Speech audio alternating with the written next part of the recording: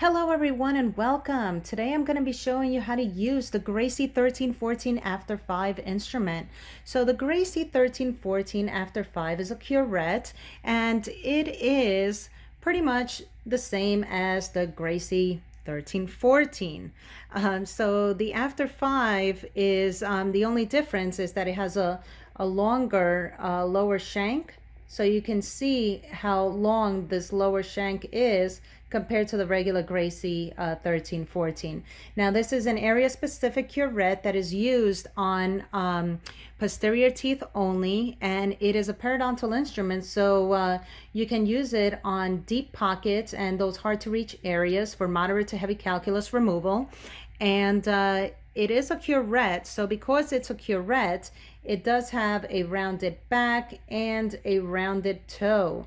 So you can actually see that also it has one cutting edge, and the face tilts at approximately a 70-degree angle to the lower shank. So that is how you can tell that this is the cutting edge.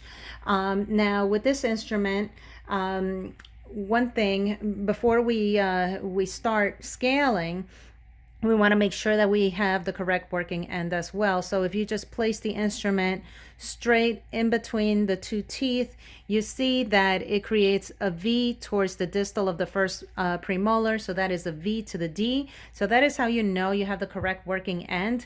And it also hugs the mesial of the tooth. So if I were to place it incorrectly, you see now how my handle is pointing this way, and that is incorrect. And even though the lower shank is parallel to the long axis of the tooth, you see that the V is now pointing towards the mesial of that premolar. So that is not correct. You want to make sure that that V is pointing towards the distal of the premolar. All right, so now because this is an area specific curette, the 1314 is used specifically on the distal surfaces. So we're gonna get started. Okay, so now I am going to retract my cheek, and I'm going to start at the distal line angle. Okay, and I'm going to go straight down into the pocket and scale, making sure that I am maintaining a 70 to 80 degree angulation for calculus removal. So you start at the distal line angle and work your way distally with this instrument, making sure also that you are continuing to roll into that interproximal space so that you can remove the calculus.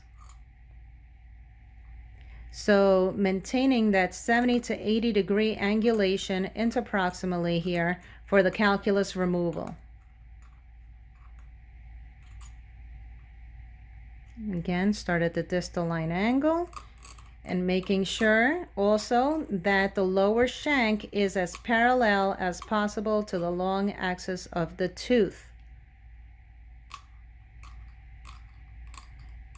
And one important thing too is you must make sure that the toe third is fully in contact with the tooth at all times.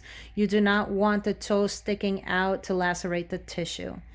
And that is how you use the Gracey 1314 after 5 instrument. If you like this video, please click like, share, and subscribe, and stay tuned for more videos to come.